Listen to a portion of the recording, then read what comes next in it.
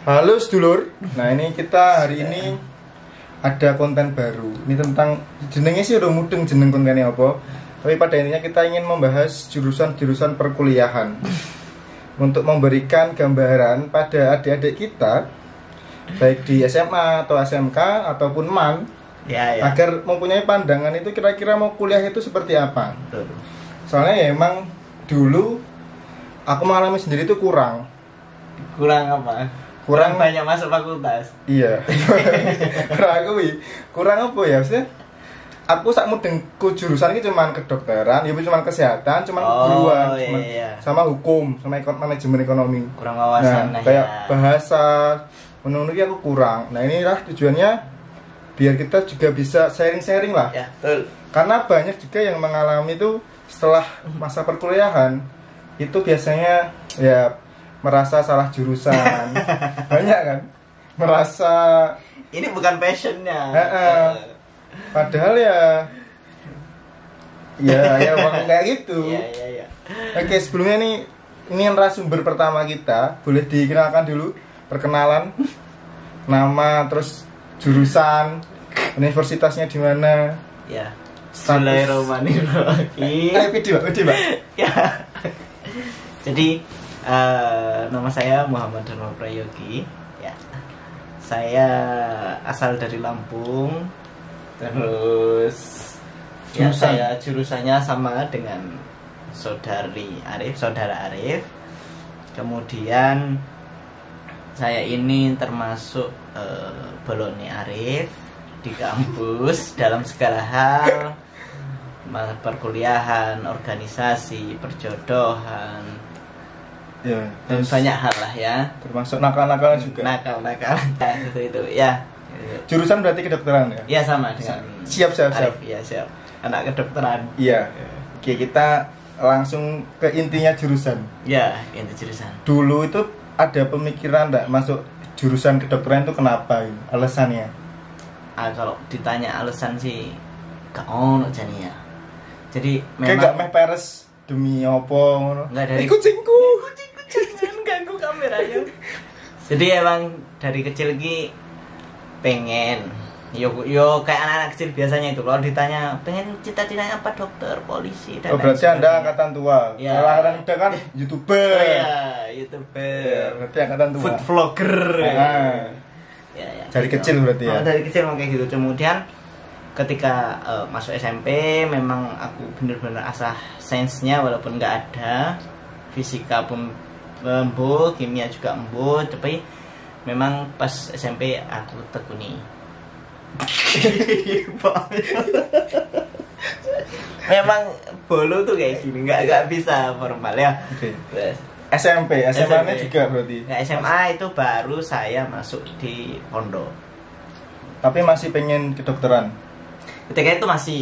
Jadi tapi ketika masuk pertama kali pondok, saya mengenal bahasa Arab. Saya pengennya kuliah neng luar negeri. Saya pengennya kuliah di Timur Tengah. Tapi tepatnya dokter. Ya enggak. Saya pengen ya pokoknya kuliah apa aja yang penting di Timur Tengah, karena waktu itu kesannya ketika mengenal bahasa Arab itu something wah gitu loh ya, sesuatu pernah yang juga merasakan. Ya, pernah seperti itu ya. Seperti itu. Jadi pengennya kuliah di Timur Tengah apapun itu jurusannya. Berarti sempat terjadi pergolakan antara pengen kuliah di luar negeri ya, atau kedokteran. Kemudian kenapa pada akhirnya? Kata ibu, Bu, aku mau kuliah kuliah teng Timur Tengah. Lah lapo? Enggak lapo sih. Ibuku enggak sih. Udah jauh. Lah ngopo to Le kok neng luar negeri to Le ibuku. Wong dalam negeri yo akeh sing apik tergantung wonge ngono. Berarti emang sama ya ceritanya sama kayak saya. Enggak, ini kan fokus ke Anda dulu. Oh, fokus ke saya ya. Nanti saya jatuhnya kalau cerita saya riak. Apa? Enggak, Anda termasuk orangnya congkak ya. Saya sudah sampai merendah. Oh iya, betul. Enggak merendah sih, saya sudah sampai jujur. Oh iya. Coba bayangkan ketika Anda jujur tapi dibilang merendah. Mending riak sekali ya. Iya, nanggung. Nanggung sekali. Oke, lanjut Mas. Berarti kan udah batin ya. Ya. Yang aku heran tuh di fakultas kita yang notabene Surakarta ya. Betul. Itu kan ya daerah di Jawa Tengah yang belum begitu terkenal. Ya.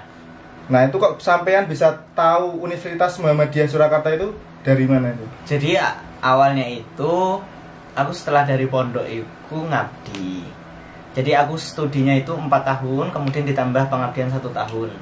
Nah setelah itu ngabdi itu kan aku sambil kuliah di Universitas Darussalam. Itu aku dapat 2 semester di Fakultas Usuluddin, prodinya perbandingan agama. Jadi memang aku cerita apa adanya ya. Jadi memang di prodi perbandingan agama itu kita berpikir dalam tentang sebuah ideologi, tentang apa sih itu Tuhan, kemudian bagaimana Tuhan itu tercipta dan lain sebagainya. Jadi memang pemikirannya ini kayak filsafat menurut. Ya, paham, jadi paham. abot banget. Rakuat kayak gitu. Itu dapat 2 semester, kemudian saya coba. Jadi dulu ketika pengabdian saya juga ikut les. Lesmu nanti? Les. Aku di GU. Jadi ketika pengabdian aku les di GU. Jadi pas si sore itu aku langsung pergi GU. Siang sampai sore sampai maghrib itu aku pergi GU les di sana. Kemudian pas malam ketika jam belajar malam aku langsung pulang, ganti pakai baju koko, langsung ngawas belajar malam santri-santri. Itu Surabaya? Nanti mau? Aku di Kediri. Pas pengabdiannya di Kediri. Tapi target utamanya memang di Universitas Muhammadiyah Surakarta. Mesti kita tidak menafikan bahwa Surakarta pun belum begitu terkenal di banyak masyarakat. Tadi dari Kediri kok bisa mengenal Surakarta itu? Jadi memang saya belum tahu sama sekali Solo itu ada universitas. Bahkan seperti itu. Jadi yang saya tahu itu ya kota-kota besar yang mungkin bisa dikatakan kota pelajar. Semarang, Jogja, Malang, Bandung, Jakarta gitu. Nah kemudian tidak ada yang mau menerima saya. Oh berarti udah SBM? Ya saya SBM 2 kali. Enggak 3? 2. Yang terakhir nggak ikut saya. Jadi saya sampai ujian di ruang dosen dikarenakan ijazah saya yang dipertanyakan. Kan ijazahmu kan sekolah pondok. Iya, ijazah memang karena banyak orang mungkin yang belum tahu ijazah pondokku, sehingga dia tanya ini jenengan ini IPA atau IPS, karena di situ ada 30 kolom nilai, kayak gitu, dan semuanya mencakup di dalamnya. Itu akhirnya dipertanyakan. Itu pas SBM. Kemudian yang swasta saya berkelana juga di Malang, di UMM, UII, Unisma. Malang, Universitas Islam Malang. Universitas Islam Malang, UMM, kemudian di Jogja juga UMY dan lain sebagainya. Kemudian pas di Solo dapat kabar dari Bismu dia di UNS D3 Teknik Sipil, temanku. Temen di pondok. Bismu. Namanya Bismu Dimas Prakoso. Oh, nama. Mesti kan UMS kita punya bis yang ODS ke kampung ke desa. Enak loh. Iya, terus dia aku jenenge tapi nggak beroperasi. Oh, pas nggak ketemu ya? Nggak ketemu. Berarti emang temenmu namanya Bismu. Nama Bismo. Dia teknik sipil. D3 teknik sipil di UNS. Dia satu pengabdian juga sama aku, terus dia ngasih tahu, oh inilah juga ada kedokterannya di UMS kayak gitu. Akhirnya aku kesini, apa itu UMS? Terus aku berkelana lah kesini. Seperti itu. Nah, baru tahu oh ada universitas di Solo. Dulu ini Mas, dulu ODS-nya berapa kali? 7 kali. Kita sama. Kamu berapa kali? 7 kali. Masya Allah, saya itu sampai udah putus asa Mas.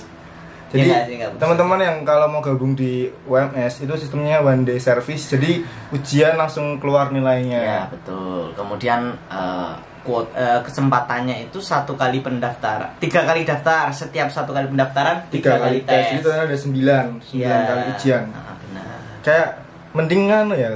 Aku mikir kemudian masih 2 kali apa tak coba lagi. Sayang loh, bayar 300.000. Oh iya, berarti walaupun udah keterima aja. Ujian kenanan orang. Ujian ke-8 dan ke-9. Astagfirullah. Udah 7 kali. Berarti ini ya percobaan terakhir. Maksudnya pada tahun pendaftaran terakhir. Maksudnya percobaan terakhir gimana? Maksudnya setelah berkelana kemana-mana, hanya ketemu UMS atau udah keterima di UMS terus masih berkelana lagi? Sebelumnya pas itu aku nunggu pengumuman yang di WI, terus aku daftar di UMS. Oh WI nggak one day service? Aku kan nggak daftar soalnya. Nggak di sana nggak one day service. Kayak gitu. Di sana kan bergelombang sama kayak UMM Malang. kayak gitu. Dan alhamdulillah dapet di sini, udah semuanya aku tinggal aku fokus di sini. Keren.